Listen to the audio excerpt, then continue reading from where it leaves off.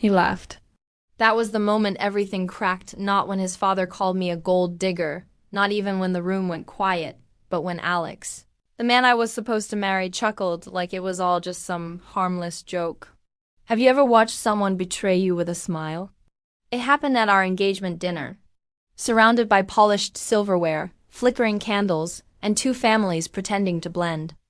I'd spent weeks planning the seating chart, choosing the floral centerpieces, practicing small talk.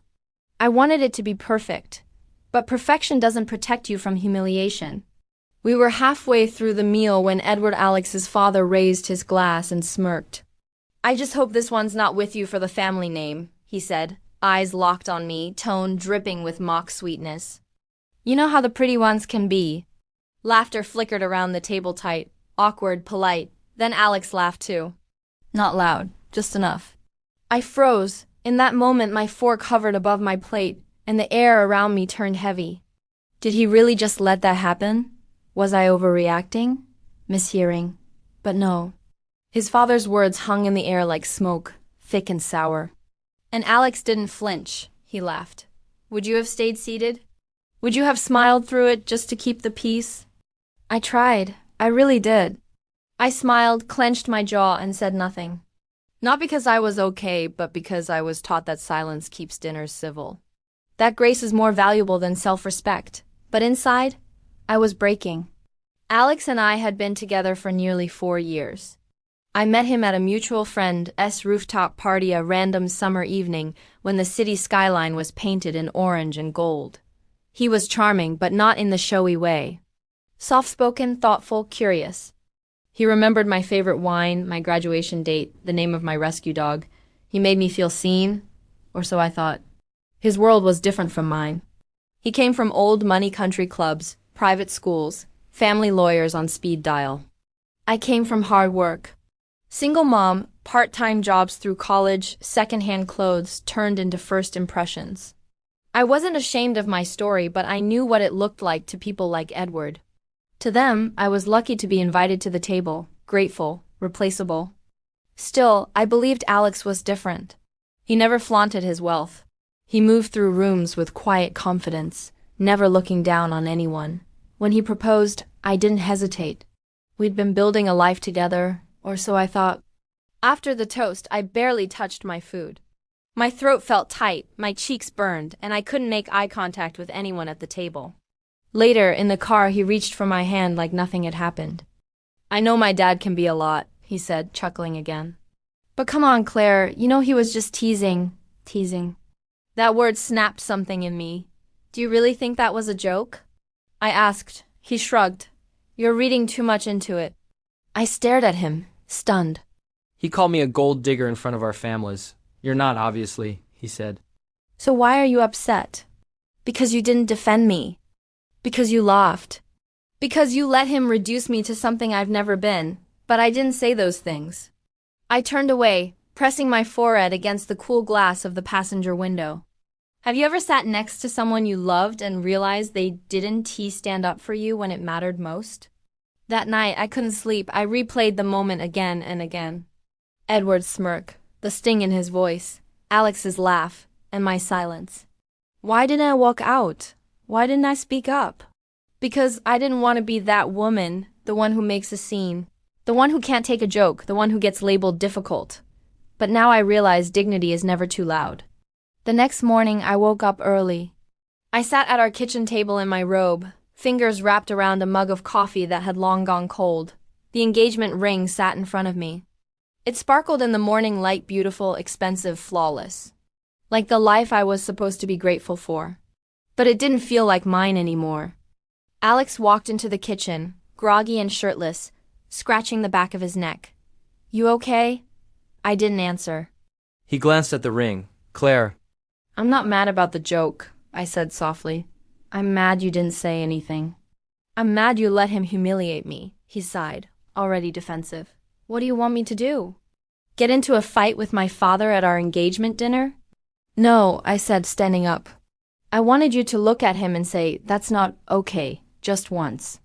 He stared at me like I'd asked for too much. But I hadn't, just respect, just basic decency. Just the kind of love that doesn't laugh when others hurt you. I slid the ring across the table. I need space, I said. A few days. To think, he frowned. Claire, don't be dramatic. That was the final nail. I picked up my keys, grabbed my purse, and walked out. No yelling, no crying, just quiet. Because sometimes walking away isn't about making noise. It's about reclaiming the silence. The kind where you can finally hear yourself again. The silence in my apartment felt different now. It wasn't the peaceful kind, the kind that comes after a long day when the world finally quiets down. This silence had teeth. It bit at the edges of everything. My thoughts, my confidence, my sense of place. I had left the engagement ring on the kitchen table. The same table where Alex and I once sat dreaming about our future. Wedding venues, honeymoon plans, career moves, future children. Now all of it felt like noise. Background chatter in a story I no longer trusted. I curled up on my couch, legs tucked under me, and stared at nothing. I hadn't answered Alex's texts all morning. I couldn't. Every time his name popped up on my screen, my stomach twisted. Each message was polite, measured, concerned, like he was afraid of appearing too emotional, too guilty, too anything. Let's talk. I didn't mean to hurt you. You know my dad didn't either. Please, Claire, come home. But I was home. This was the place I'd lived before we moved in together. Before I started folding myself into the life he offered. This tiny sun-drenched apartment with creaky floors and mismatched plates. Where I used to feel free. Now it felt like a waiting room. A pause between what I thought I had and whatever came next. Have you ever gone back to an old space only to realize how much you changed when you left it? Around noon, my phone buzzed again. This time it wasn't Alex. Maya, I heard about the dinner. You okay? Want me to bring wine and rage? Maya had been my roommate in college, and she was the kind of person who didn't just listen, she understood. I told her everything the night it happened. Every cruel word, every awkward silence, and most importantly, Alex's laugh. I typed back, just coffee today. Rage can wait. 20 minutes later, she was on my couch, a cinnamon latte in each hand. You look like someone ran over your dignity, she said gently, handing me the cup. They did, I replied, with a BMW and a trust fund. She didn't smile, just sipped her coffee and waited. I keep thinking I'm overreacting, I said. It was just one comment, right? One laugh. But I can't shake it. It wasn't just the joke, it was everything. She nodded. It's never just about one thing. I looked at her. So what do I do? She leaned back, thinking. Well, first, stop trying to minimize how you feel. You got humiliated, publicly, by someone who's supposed to protect you. And then laughed at by the man who asked you to spend your life with him. I know, I whispered. But I keep wondering if I should have handled it differently. Maya raised an eyebrow. What would handled it better look like? Laughing along? Saying nothing? Letting it go so everyone else could stay comfortable? I didn't respond, because she was right. That evening, I got a knock on my door. It was Alex. He stood there in a gray sweater and jeans, holding the ring box like a peace offering. His eyes looked tired, maybe from lack of sleep, maybe from guilt. Or maybe just from the weight of reality setting in. Can I come in? He asked. I hesitated, then stepped aside. He walked in slowly, glancing around as if the space had become unfamiliar. He set the ring box on the coffee table, unopened. I shouldn't have laughed, he said. I know that. I sat down across from him, arms folded. Then why did you? He looked down. I panicked. My dad, he has this way of controlling the room. I didn't want to make a scene. So you made me the scene instead, I said quietly. He winced. I'm sorry. We sat in silence. Claire, he said finally, you know I don't think you're with me for my money, right? You know that. Do you know that? I asked. He blinked. What do you mean? I mean, you've never defended me, not just at dinner. At work, when your dad questioned my promotion. At your mom's charity event when someone asked what I'd do. You've always laughed it off. Or changed the subject. But you've never stood up for me. He rubbed his temples. I didn't realize how much it hurt you. That's the problem, I said. You didn't realize. Because you've never had to. He looked up. What do you want me to do? I sighed. I want you to stop protecting his comfort more than my dignity. We sat there, the ring box like a ghost between us. I love you, he said. I know, I replied. But I don't know if that's enough anymore. After he left, I didn't cry. I didn't scream. I just cleaned my kitchen, folded laundry, and played soft music. Not because I didn't care, because I was finally learning how to care for myself. Sometimes love isn't enough, not when it asks you to be quiet, not when it doesn't see you, not when it benefits from your silence. Have you ever loved someone so much it blinded you to how little they were showing up for you? The next morning, I went into work. It was a normal day, emails, meetings, spreadsheets, but everything felt sharper, like I was seeing the world without the fog of pretending. Around lunchtime, I got a call from reception. There's a Mr. Edward Callahan downstairs asking to speak with you. I froze. Tell him I'm unavailable? He said it's urgent. Then tell him I'm still unavailable. I hung up and walked to the break room. My hands shook, my heart pounded. I stood at the sink and took slow, measured breaths. He had no right to be here. And I wasn't going to make space for him. Not anymore. Later that day, HR confirmed Edward had tried to schedule a meeting with our board. Something about concerns regarding my position and conduct. It was clear he hadn't let the dinner go. And now he was trying to punish me for walking away. But I didn't panic. Because for the first time in years, I wasn't afraid of being misunderstood. I was afraid of staying in a life that required me to disappear. So I went home, poured a glass of wine, and stared out the window at the skyline. And I knew one thing for sure. This wasn't just about a ring. It was about remembering who I was before someone told me I should be grateful to be chosen. I didn't know that anger could be this quiet. I used to think rage came loud slamming doors, yelling, tears running down your face while your chest heaved. But this was colder. More still, it didn't scream. It hummed low and steady, like a warning you feel in your bones before a storm hits. That was how it felt to sit at my desk the morning after Edward showed up at my office. I hadn't told anyone yet.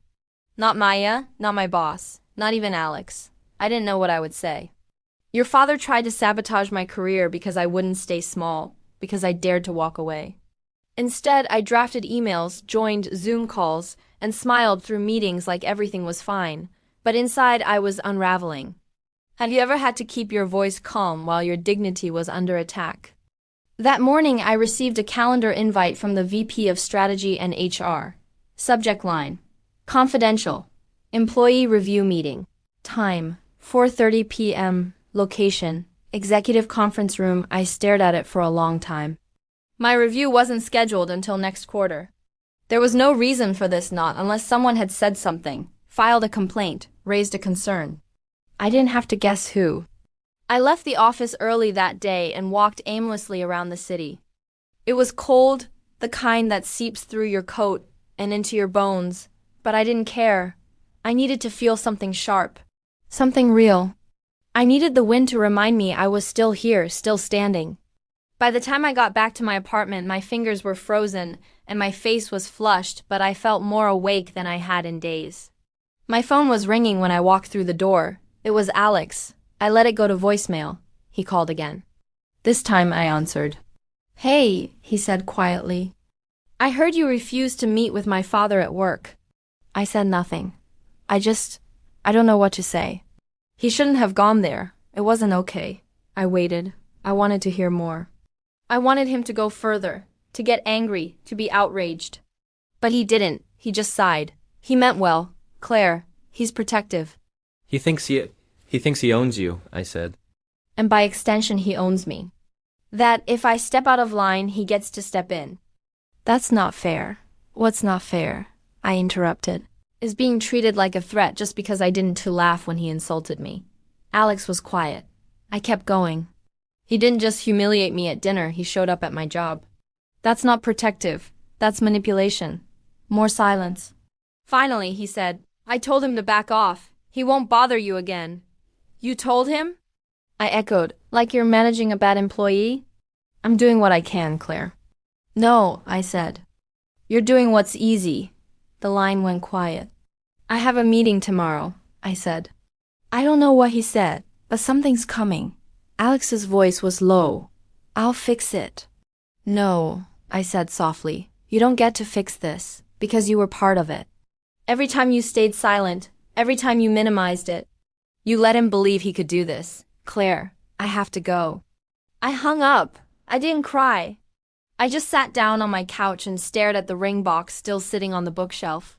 It looked so out of place now, like a leftover prop from a story that had already ended. The next day, I wore my sharpest blazer. Dark green, tailored, crisp, the kind of outfit that made people listen before you spoke. I walked into the conference room at 4:30 p.m. on the dot. My boss was there. So was the VP of HR. Claire, she said kindly, please have a seat. I sat, hands folded in my lap. We wanted to meet with you, she continued, because we received a few concerns regarding your relationship with someone connected to one of our board advisors. There it was, Edward. I kept my face calm. Are these concerns about my performance? No, she said quickly. Your record is spotless. You're one of our top managers. Then I'm confused. The VP stepped in. There was some language suggesting a conflict of interest, but after reviewing everything, we found no issue. This meeting is more of a formality to reassure the board that everything's transparent. I nodded slowly. So if someone tried to paint me as a liability, she didn't respond. But her silence was loud. I understand, I said. Is there anything else? My boss looked at me with a softness I hadn't seen before. Just, be careful, Claire. Some people don't like when women don't stay quiet. I smiled politely. Then they should be very worried. That evening, I got an unexpected message on LinkedIn from Cynthia Callahan, Alex's mother. It simply read, Claire, can we talk? Justice, I think you need to hear something I should have said years ago. I stared at the message for a long time. I'd barely spoken to Cynthia outside of polite family functions.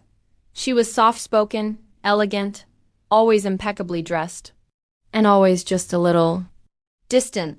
I debated ignoring it, blocking her. But something in her tone felt different, honest, urgent.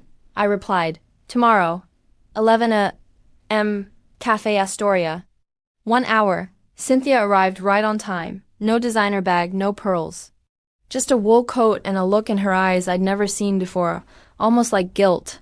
She ordered chamomile tea. I waited. I'm not going to apologize for my husband, she said. Because it wouldn't matter. I nodded. But I'm going to tell you something. Because I've watched you endure the same pattern I once lived through. I sat up straighter. She took a deep breath. When I was 24, I left graduate school to marry Edward. He promised support, freedom, a partnership. I didn't speak. But what I got was silence, she continued. The kind where you're allowed to exist, but only if you don't shine too brightly.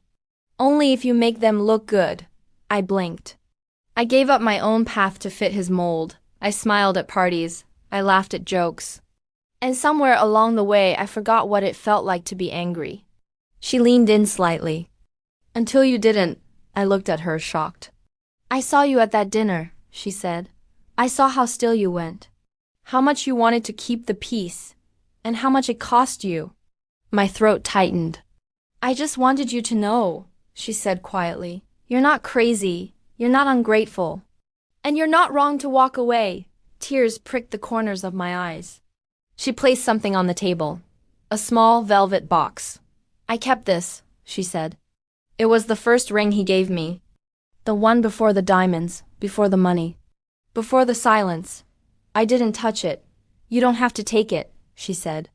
But I thought, maybe it could remind you that you were never the problem. And just like that, she stood up, buttoned her coat, and walked away. I stared at the box for a long time. And for the first time in weeks, I felt seen, not by a man, not by a ring, not by a family, but by someone who had walked through the same fire, and finally found her way out. The velvet box sat on my kitchen counter for 3 days. I didn't open it. Not because I was afraid of what was inside, I already knew what was in there. Cynthia's first ring. A symbol of promises made and later bent into silence. A quiet artifact from a woman who had once chosen love over herself, and then watched herself disappear inside it. I left it there like a question. Not a loud one, not even a demanding one. Just a steady whisper every time I walked past. Are you going to become me? That's what Cynthia had really asked. And that terrified me more than anything Edward had said, more than the board's review meeting, more than even losing Alex, because it made me realize something I hadn't wanted to admit. I'd been compromising long before the engagement dinner. I met Cynthia again the following week. Not at Cafe Astoria, but at a quiet gallery downtown, one of those tucked-away spaces where the art feels more like breath than decoration. I arrived early. She was already inside, standing in front of a black and white photograph of a dancer suspended mid-air. "It's beautiful," she said without turning. "But the artist told me the dancer fell moments after this was taken. Shattered her wrist." I stepped beside her. "Does that make the photo more meaningful? Or more tragic?" "Maybe both," she said. Then looked at me. "How are you?" I hesitated. "Tired, clearer than I've ever been, but tired." "That's what truth does," she said. "It clears the fog, but it doesn't cushion the fall." We walked in silence for a while. She didn't bring up Edward, or Alex, or the ring. She just let the quiet do the work. Then finally she said, I almost left once. Packed a bag. Took the car. I made it all the way to my sister's place in Portland." "What stopped you?" I asked. She smiled sadly. "He sent flowers. A letter promised to change, and I wanted to believe him." "Did he?" "No," she said softly, "but I did. I changed. I learned how to be quiet in ways that didn't feel like surrender at first. Just compromise. Just maturity. Just learning when to smile and when to swallow." That word stuck with me, swallow. Have you ever swallowed your pride so often it becomes part of your diet? "I didn't give you that ring because I think you should wear it," she said. "I gave it to you because I didn't want to be the only woman who remembered what it meant." That night I opened the box. Inside was a simple gold band, no stones, no sparkle. Just a quiet circle of worn metal that had once carried the weight of someone else's hope. I held it in my palm and stared at it until my hand ached. Then I set it next to my own engagement ring. They didn't belong together. Not really. One was about beginnings. The other was about warnings. But side by side, they told the whole story.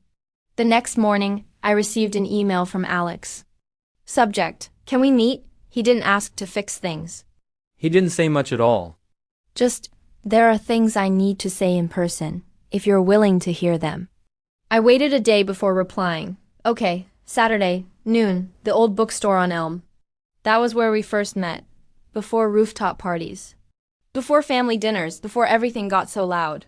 He arrived on time, hands in his pockets, no ring box in sight. That surprised me. Maybe relieved me. We walked through the aisles in silence. The bookstore was quiet except for the rustle of pages and the occasional cough from the back. Finally, he said, "I quit." I looked at him. "What?" "My father's company." I walked away. "For real this time?" I studied his face. It looked different, less polished, more human. "What changed?" I asked. "You did," he said. "And Cynthia, you talked to her. She found me last week." Sighed. I needed to stop hiding behind family money and start figuring out who I really was. Not who he expected me to be. I blinked. "And you listened?" He nodded. "I didn't want to. I wanted to argue, to blame." But the truth is, she was right. I've been protected so long, I didn't even see it. I thought defending you meant keeping the peace. But it meant staying comfortable. I said nothing. "I'm not asking you to come back," he added. "Not yet. Maybe not ever. I just wanted you to know that I finally did something hard." "That's good," I said softly. "I'm proud of you," he smiled. It was small, honest, not performative. "I kept thinking love meant protecting someone from hard things," he said. "But maybe it's standing next to them while they face them." I nodded. "It is." He looked down. "I just wish I'd realized it sooner." "Me too." We didn't hug, we didn't cry. We just stood there, between shelves of forgotten books, holding the weight of everything we'd become. Later that evening, I met Maya for drinks. She listened to every word, then said, "So what now?" I shrugged. "Now I take care of myself. I move forward. I figure out what love looks like when it doesn't come with conditions." "And Alex?" "I don't know," I said. "Maybe we'll try again. Maybe we won't. But for once, I'm not building my life around the maybe." She raised her glass. To clarity, to clarity, I echoed. When I got home, I put both rings away. Not in a drawer, not hidden. Just placed gently inside a wooden box on my bookshelf, because they weren't mistakes. They were chapters, and now I was ready to write the next one without needing someone else to hold the pen. I didn't expect to see his name on my phone again, not so soon. But there it was, 2 weeks after our meeting at the bookstore. Alex, I'm starting a new project, something real, would love your opinion. I stared at the message for a while, torn between curiosity and caution. Not because I didn't believe he was trying, but because I wasn't sure it mattered anymore. Did effort erase damage? Did progress rewrite the past? I texted back, short and simple, send it over. He replied with a Dropbox link and a time, tomorrow, 3 p.m., my new office. It's small, but it's mine. I didn't sleep much that night. Not because I was nervous about seeing him again, but because I felt something shifting inside me. I wasn't angry anymore. I wasn't bitter. I just wasn't sure if I could go backward. And seeing Alex again felt like standing on the edge of that possibility, one foot in what we were, the other in what I was becoming. Have you ever felt proud of someone while still protecting your distance? That's what I carried into the next day. The office turned out to be a shared creative space in an old brick building downtown. No logos, no gloss. Just exposed pipes, buzzing lights, and the faint smell of paint. Alex met me at the door wearing jeans and a faded hoodie. His hair was messier than I'd ever seen it. He looked real. Unpolished, nervous, he led me to a small glass cubicle with 2 desks and a whiteboard covered in messy notes. I partnered with a friend from college, he explained. We're building a platform for community healthcare networks. Not glamorous, but important. Local clinics, underserved patients. Less profit, more impact. I blinked, surprised. Since when do you care about underserved anything? I asked, not as an attack, just honest curiosity. He shrugged. Since I realized I didn't know anything about real work or real people. I've been sitting on a cushion my whole life, he paused. You cracked that open. I didn't know what to say, so I just nodded and walked to the whiteboard. The prototype was messy but promising. Alex explained the features. His partner Jeremy joined us midway through the walkthrough, bright-eyed, passionate, technical. By the time we wrapped, I was impressed. Genuinely. You're really doing this, I said. Alex smiled. Trying, failing, learning, not waiting for my father's approval anymore. That's the best way to build anything, I said. He looked at me carefully. Can I ask something? Not about the work. I hesitated. Okay, do you think we have a chance? To fix what we broke. I looked at him, not with resentment, but with clarity. I think you're changing, I said. And I think I'm healing, but those aren't the same path. He didn't flinch. So maybe they won't run parallel? Maybe not, I said gently, but maybe that's okay. That night I visited my mom. She was sitting on the porch when I arrived, a mug of tea in one hand, a blanket wrapped around her shoulders. Is it true? She asked before I even sat down. Alex left the company? I nodded. And his father? He's trying to be something other than his father, I said. She studied me. And do you still love him? That question caught me off guard. I think I do, I said after a moment. But I don't know if that kind of love fits anymore. She nodded slowly, her gaze turning to the yard. Your father and I loved each other deeply. But we weren't always good for each other. I know. We stayed because we were scared of what we'd lose, she continued. But sometimes staying means losing yourself anyway. We sat in silence for a while, letting the cool air settle around us. Then she reached out and took my hand. I'm proud of you, Claire, not just for leaving, but for not shrinking afterward. I squeezed her hand. That means everything. Over the next few weeks, I poured myself into my work. Not to escape, but to reclaim it. The tension that had lived in my shoulders for months began to soften. My ideas flowed more freely. My voice in meetings grew steadier. People started asking for my opinion before decisions were made. I wasn't just showing up, I was becoming undeniable.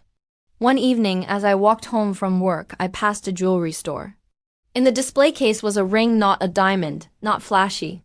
Just a thin gold band with a small emerald stone set in the center. I stared at it for a long time. It reminded me of who I used to be and who I was now. I didn't go inside. I didn't need to.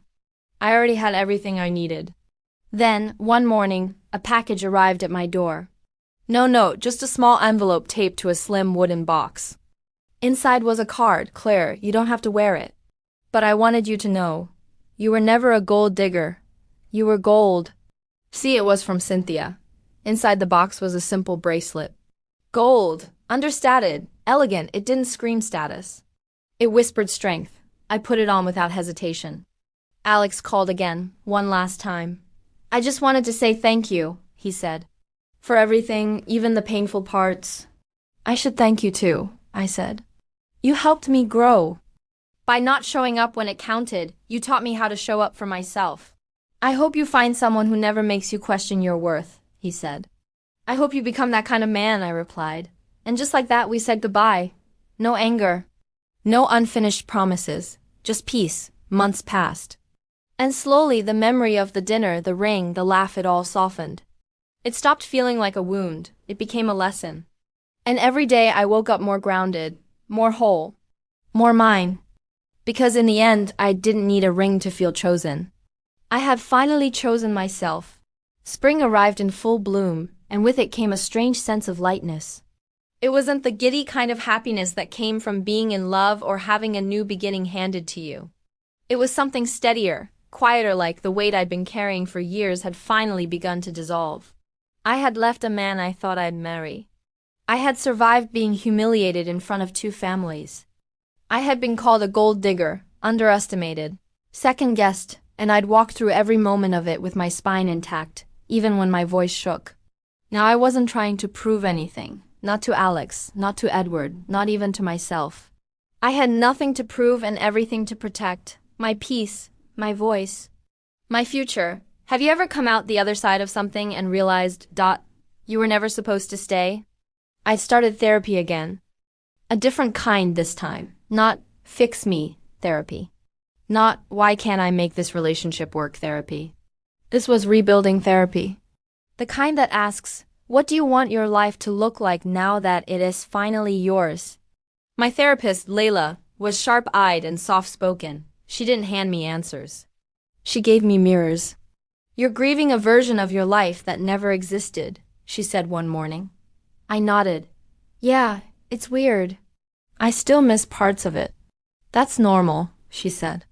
We don't just mourn people, we mourn dreams.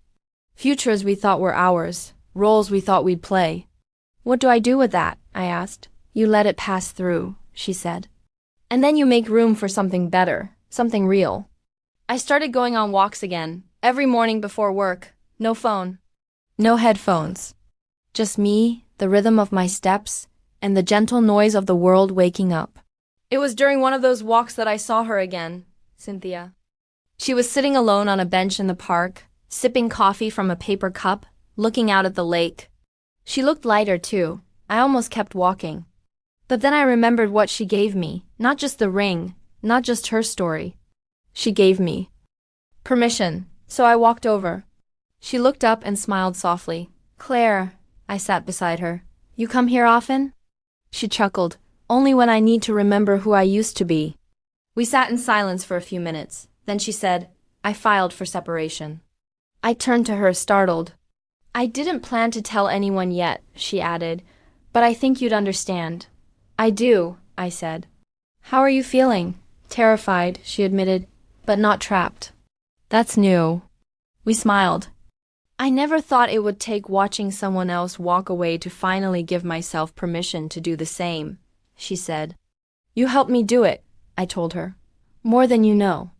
She reached into her bag and pulled out a small envelope. I found this while packing, she said. I thought you should have it. I opened it carefully. Inside was a photo of Cynthia in her 20s, standing in front of a classroom, smiling wide, holding a dry erase marker. She looked electric. That was before I gave it all up, she said. Are you going back? I asked. I'm going forward, she said, starting with applying to teach again. Maybe a few night classes, maybe just one.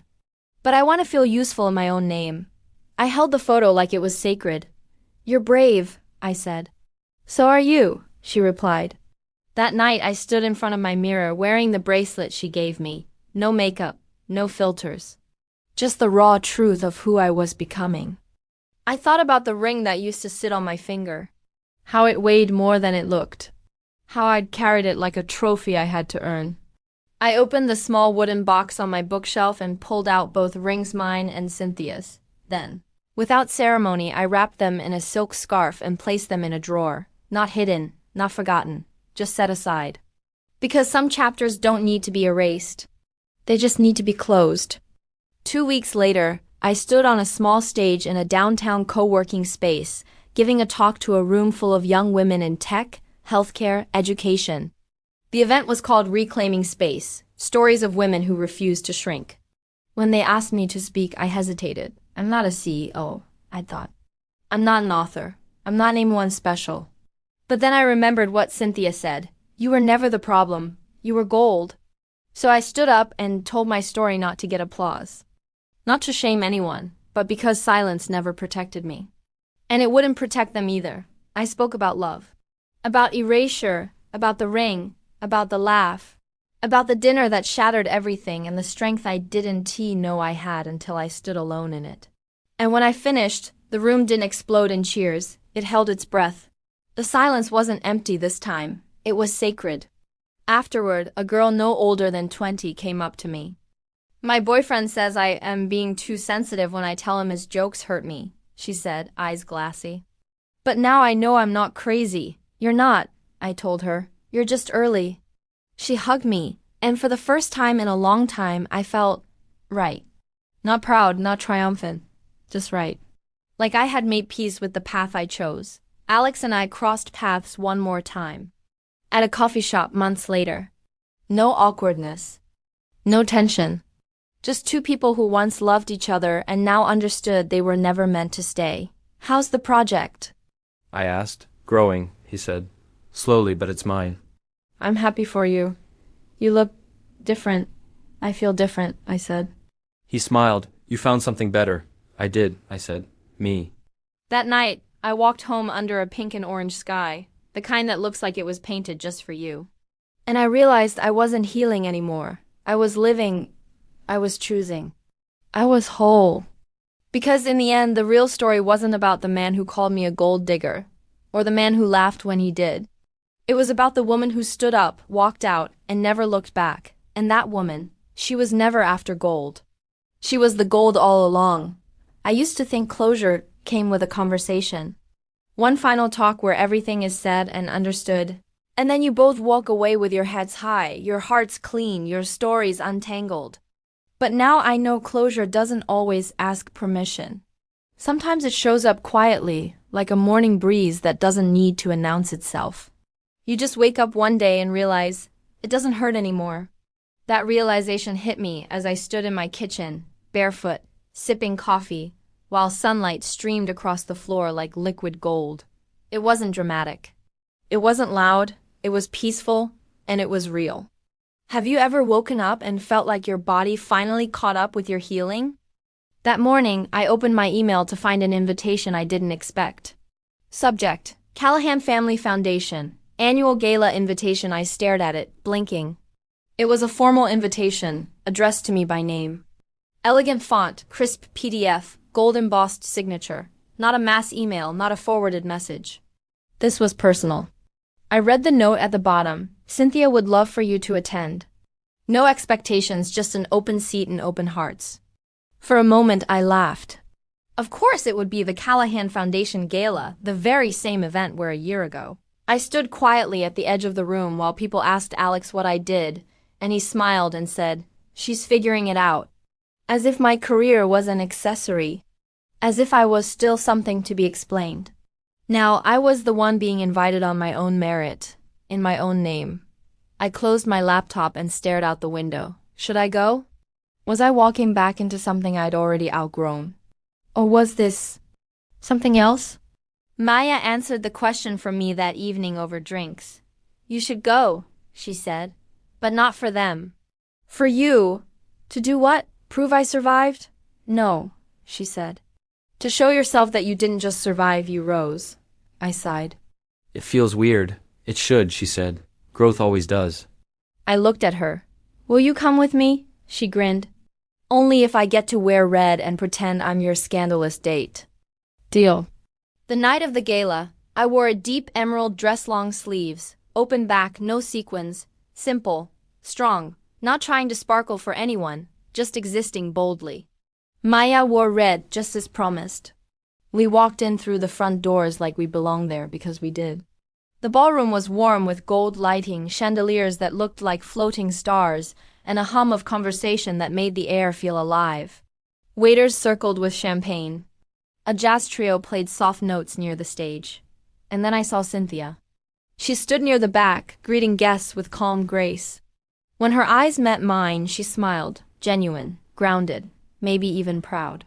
She made her way over slowly, ignoring every handshake and interruption.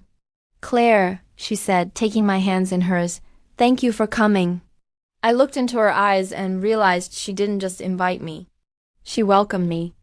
"I almost didn't," I admitted. "I would have understood," she said, "but I'm glad you did." She leaned in closer, her voice soft. "You're not here to prove anything. You're here because you earned your place long before anyone else noticed." I nodded. "Your table is near the front," she said, handing me a name card.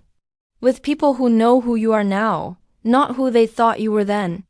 As we walked toward our seats, I passed a familiar face. Alex. He was standing near the bar, talking to someone in a gray suit, but when he saw me, his expression shifted. Not shock. Not longing, just quiet recognition. We nodded to each other. And that was it, no need for more. Because we had already said everything that mattered. Dinner passed in a blur of speeches, laughter, and clinking glasses. At one point, the host introduced Cynthia to present an award. She stepped onto the stage, her hair pulled back, her voice strong.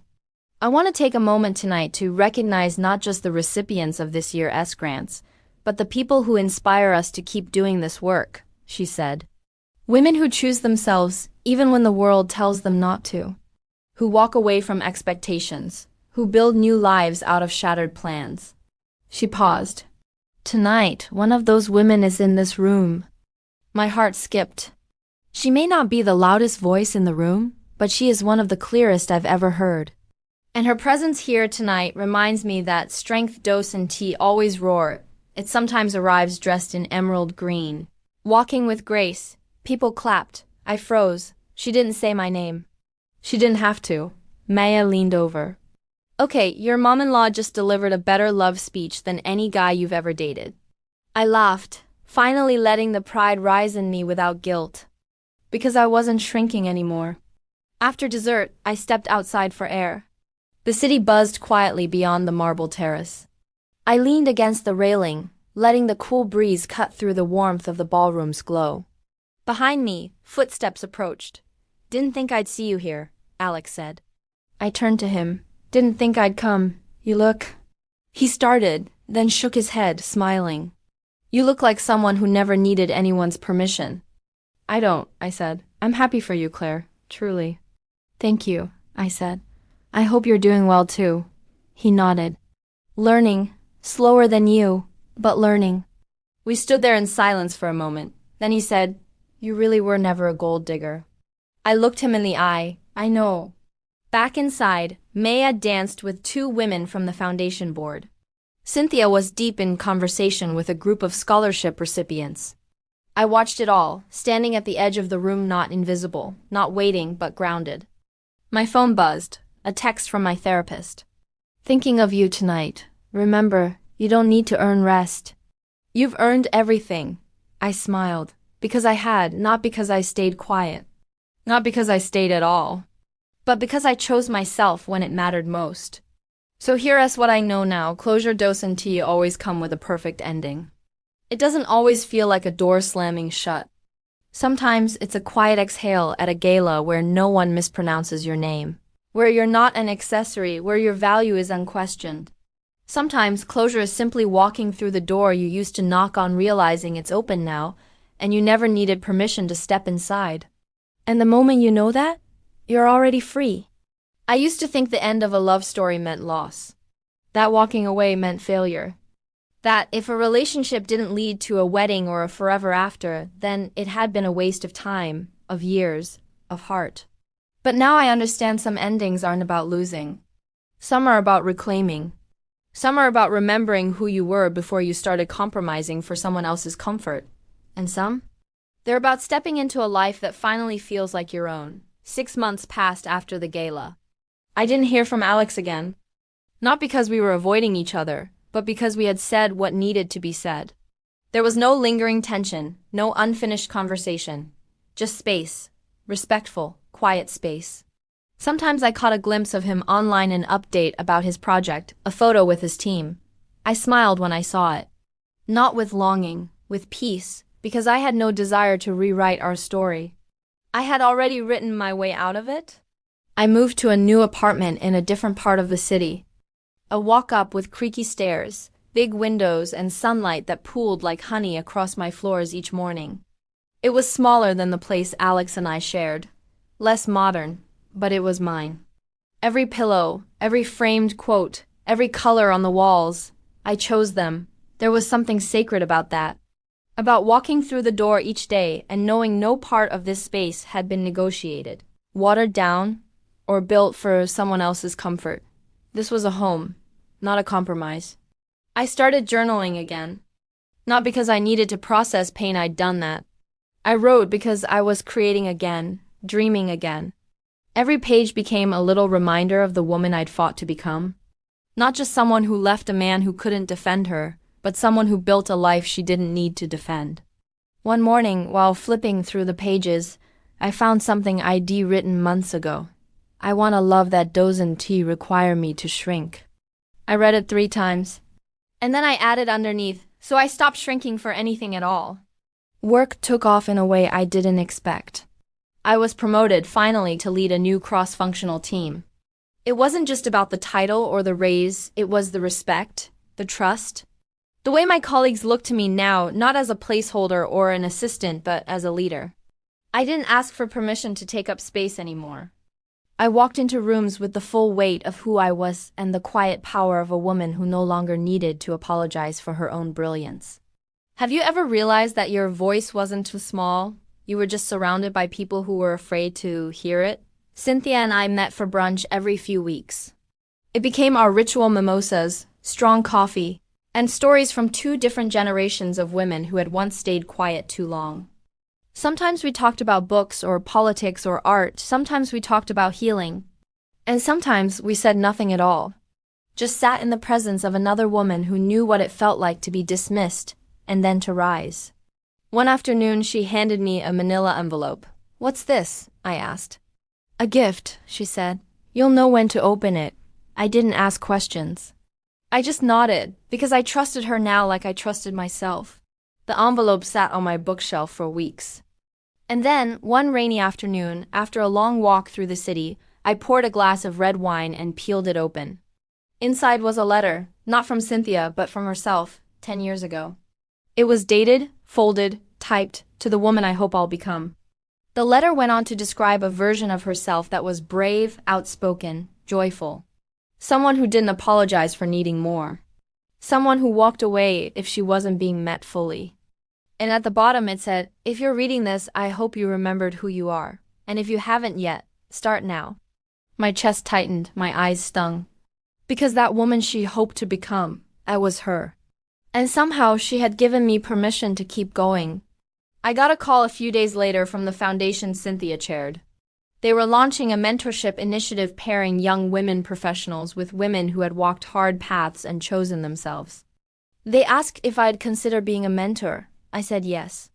Not because I thought I was wise, but because I knew what it felt like to sit in the back of the room and wonder if anyone else had ever been humiliated for being underestimated.